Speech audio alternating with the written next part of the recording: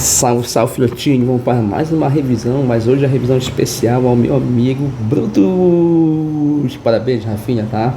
Você é fera.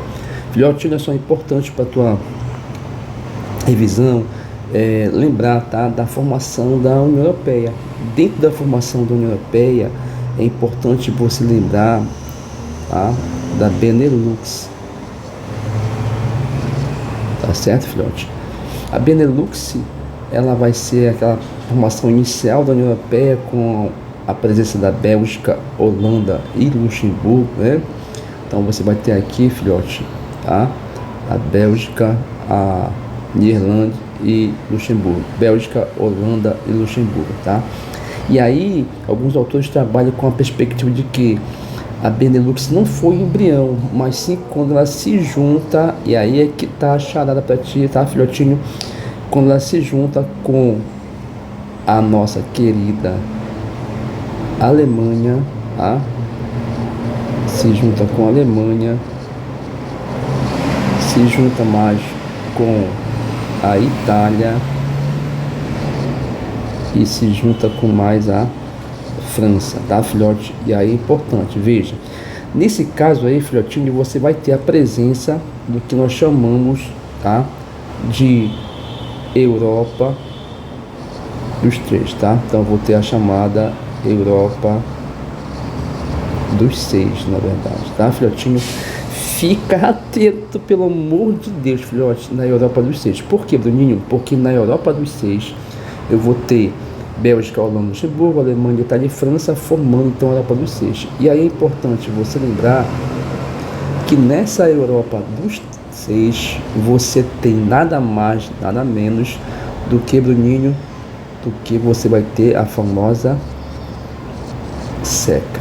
Meu Deus, Bruninho, tá? Então, importantíssimo para a tua atividade a seca, tá? Porque a seca, ela forma a Europa dos seis, o grande marco da formação da União Europeia. Lembrando que nessa Europa dos seis, tá? Na seca, ela vai ser importante. Por quê, Bruninho? Porque ela vai criar uma união aduaneira, tá? E aí tu lembra, Bruninho, que na união aduaneira você tem a presença da tarifa interna comum, logo 0% de imposto. E eu vou ter a tarifa externa comum, tá, Bruninho?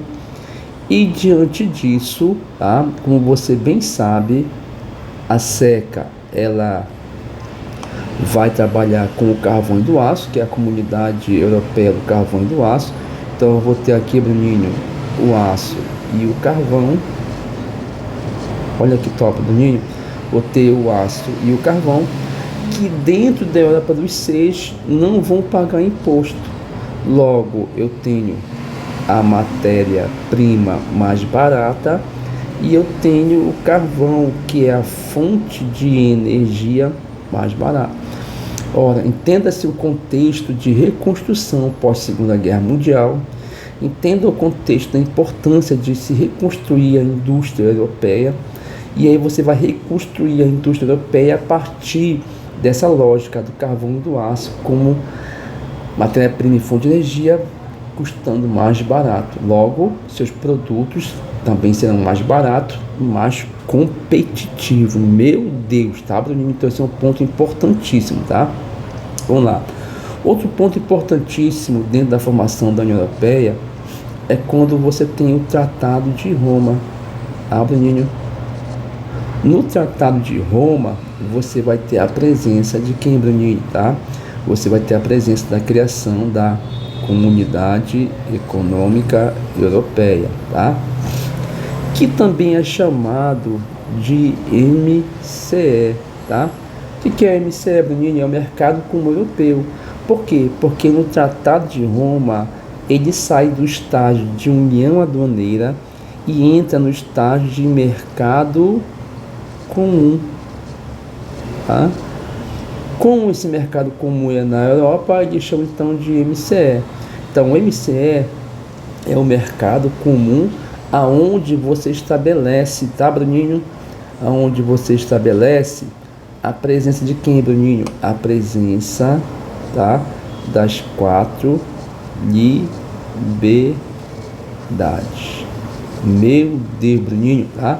Então é no Tratado de Roma que eu vou ter a presença das 4 liberdades, tá? Onde você conhece livre circulação de mercadorias, capitais, serviços e principalmente, Bruninho, tá? Quando você tem a livre circulação de pessoas. Eita, Deus, tá, Bruninho? Então o Tratado de Roma ele é importantíssimo para a tua prova, tá? Ele cria a Comunidade Econômica Europeia, introduz um novo nível de integração a partir do mercado comum, tá? Que é o terceiro estágio de um bloco econômico, tá, Bruninho? Também é importante, Bruninho, que você lembre lá da presença de quem, Bruninho? Da presença do Tratado de Maastricht. Tá, Bruninho? Já lá em 92, tá? Esse Tratado de Maastricht é importante para a tua provinha você comparar os dois, tá, filhote? Então você vai comparar os dois. Meu Deus, Bruninho. No Tratado de Maastricht, tá? Você vai ter a presença de quem, Bruninho? Tá? Você vai ter a presença de quem, Bruninho? Tá? No Tratado de Maastricht, você também tem as 4 liberdades, tá, Bruninho? Mas você tem a transformação, tá, da Comunidade Econômica Europeia, transforma para União Europeia. É a partir desse momento que você vai ter a presença do nome União Europeia. Agora observa, não é apenas uma mudança de nome, tá, Bruninho? É também, Bruninho, o aprofundamento da integração, tá? Por quê, Bruninho? Porque além das 4 liberdades, tic-tac, tá? Você vai ter o que eles chamam de união, tá? União político, monetária, tá, Bruninho? Nessa união político monetária você tem então a introdução da moeda única, tá?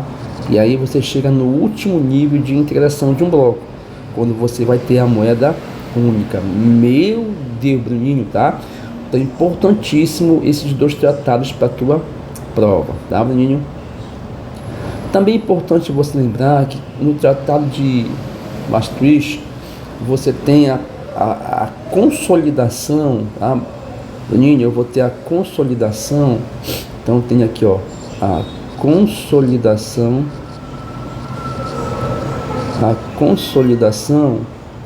da chamada Europa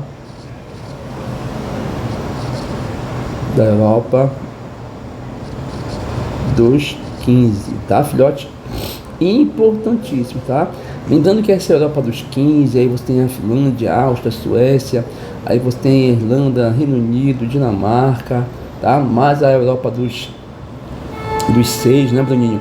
E aí você vai ter essa famosa Europa dos 15, Portugal, Grécia, Espanha, tá? Lembrando que a consolidação da Europa dos 15 é justamente o contexto da Guerra Fria, tá, Bruninho? Então eu vou ter 15 países da Europa Ocidental, tá? Porque na época não poderiam entrar países do leste europeu e, portanto, você vai ter somente países capitalistas, porque ainda existia a famosa cortina de ferro, tá certo, Bruninho? Então, pós-década de 90, tá? Pós-década de 90, você vai ter em 2004, tá? Em 2004, a expansão do bloco em direção ao leste europeu, tá, Bruninho? Essa expansão vai em direção ao leste europeu, tá?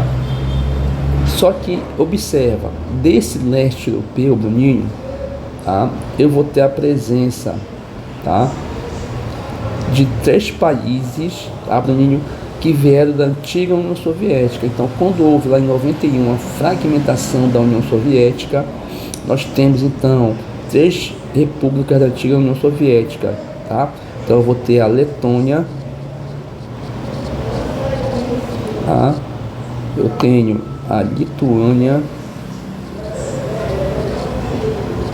e eu tenho a Estônia, conhecidas como Repúblicas Bálticas, Bruninho, tá? Essas três repúblicas são repúblicas ex-União Soviética, tá? Beleza? E depois nós temos a expansão em direção ao famoso leste europeu. Aí você vai ter a entrada lá da República da antiga Tchecoslováquia, né? Você tem a Eslováquia, a República Tcheca, você vai ter a Polônia, a Hungria, você vai ter os países do leste europeu, tá? Interessante, Bruninho, tá? A entrada desses países do leste europeu, tá? Que são países que a gente pode dizer países, tá? Ex-socialistas, tá? Veja, são países que fizeram uma transição do socialismo para o capitalismo. Esses países vão adentrar na União Europeia, tá, Bruninho? Vão adentrar na União Europeia, não porque são bons economicamente, tá? Então você tem aí, na verdade, não é uma vantagem econômica. A vantagem desses países entrarem na União Soviética é uma vantagem que a gente pode falar de geopolítica, tá, Bruninho? Por que a vantagem geopolítica?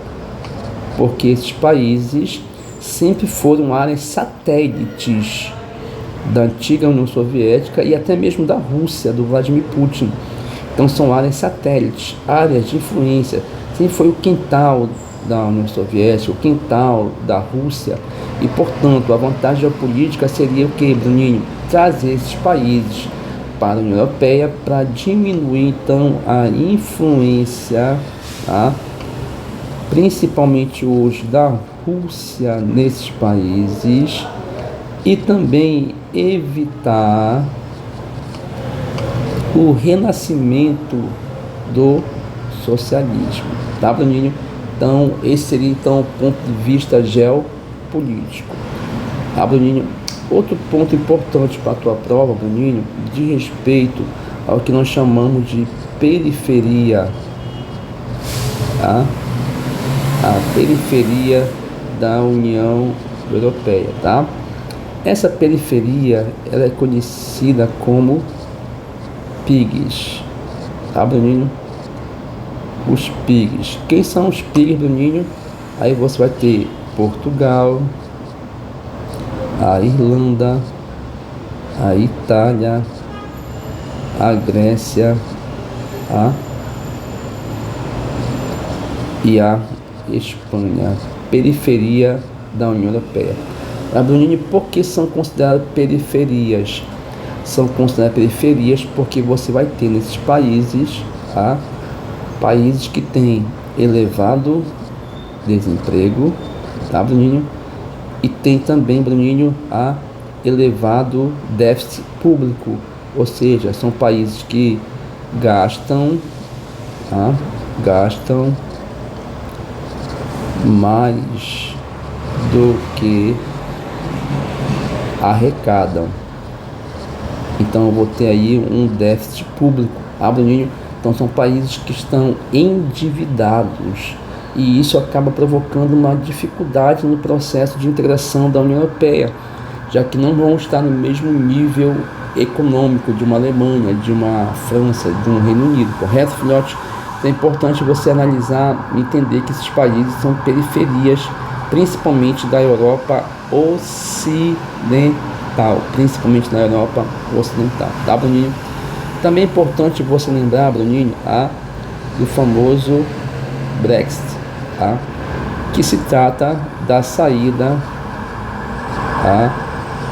do Reino Unido da União Europeia, tá, Bruninho? Um dos motivos da saída do Reino Unido da União Europeia deve-se justamente à questão da crise humanitária, tá? Da crise humanitária, tá? Quando fala-se da crise humanitária, é importante você lembrar da questão dos refugiados, onde principalmente a Inglaterra não concorda em pagar o custo dessa migração ilegal, desses refugiados, tá? Outro ponto importante de respeito à questão da maior autonomia que a Inglaterra desejava, já que ela estava dentro de uma camisa de força que é a União Europeia, então ela queria ter mais liberdade, mais independência. Então foi feito em 2016 um referendo para votar a saída ou a permanência do Reino Unido na União Europeia, e em 2016 o referendo ganhou a favor da saída, e em 2022 decretou a saída do Reino Unido da União Europeia, tá? Também importante para finalizar, Bruninho, tá? Você entender a questão demográfica da Europa, tá?